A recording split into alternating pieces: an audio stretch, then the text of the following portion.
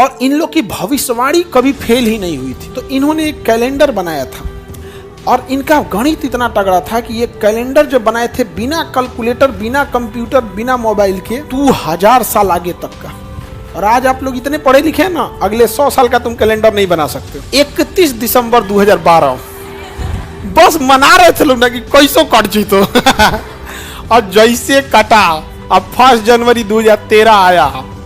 वो 1 जनवरी 2013 का कोई खुशी नहीं मना रहा था। 1 जनवरी का खुशी इस बात का था कि 2012 गई लो जिसने भविष्यवाणी किया था 2020 में दुनिया में प्रलय आएगा, तबाही आएगी।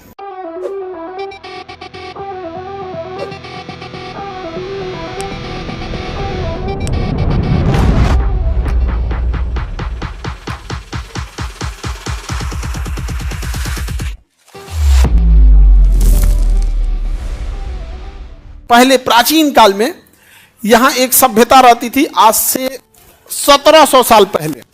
कितने 100 साल पहले? 1700 साल पहले। आज से बस 200 साल पहले जाओगे, कोई चीज तुमको मशीन उसी नहीं मिलेगा।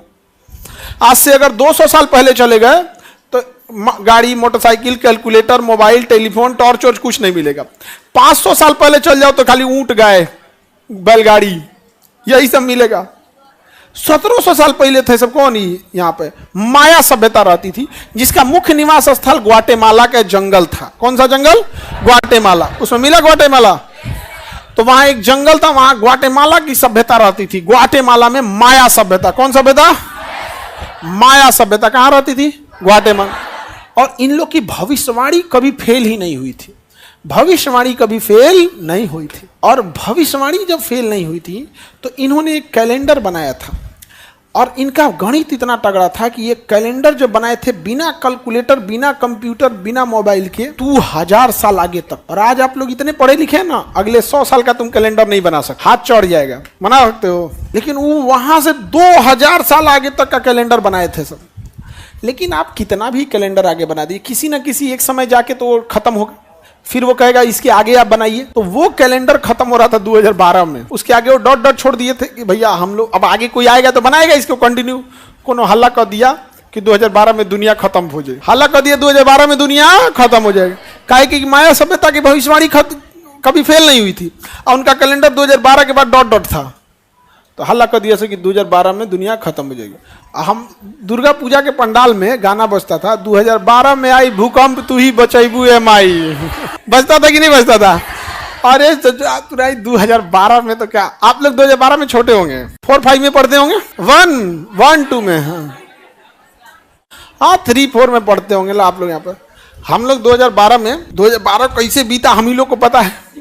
हम लोग तो जब स्कूल कॉलेज लाइफ में एंट्री किए थे हम लोग, हम परेशान हो गए।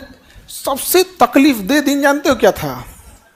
31 दिसंबर 2012 बस मना रहे थे लोग ना कि कैसो कट जी तो और जैसे कटा अब 1 जनवरी 2013 आया।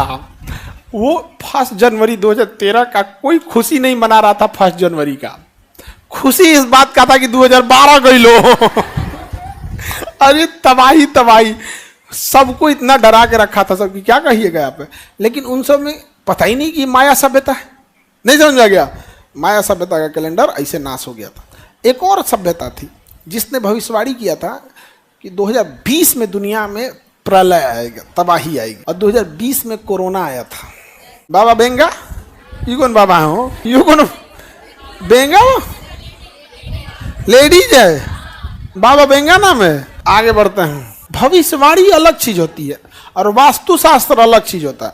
वास्तुशास्त्र मतलब होता है इधर पूजा घर होना चाहिए, इधर किचन होना चाहिए, वो ठीक लगता है भैया वास्तुशास्त्र। और जहाँ तहाँ बताता है सब कि आपका 2 अक्टूबर में आपका ब्लड का प्लेटलेट घट जाएगा। अरे यार तुम हाथ देख के प्लेटलेट बता देता है, ये थोड़ा अजीब लगता है। तो ये सारा एरिया समझ में आ गया किसकी सभ्यता का था? माया। बट बेसिकली माया सभ्यता किस एरिया में थी? ग्वाटेमाला के जंगलों में। 2012 में इनका कैलेंडर हल्ला कर दिया था कि दुनिया खत्म हो जाएगा। ऐसे दुनिया खत्म होगा? दुनिया खत्म नहीं होगा। यहाँ पे कोई नहीं बनाया, खाली छोड़े। उसके बाद तो हम लोग ही हैं।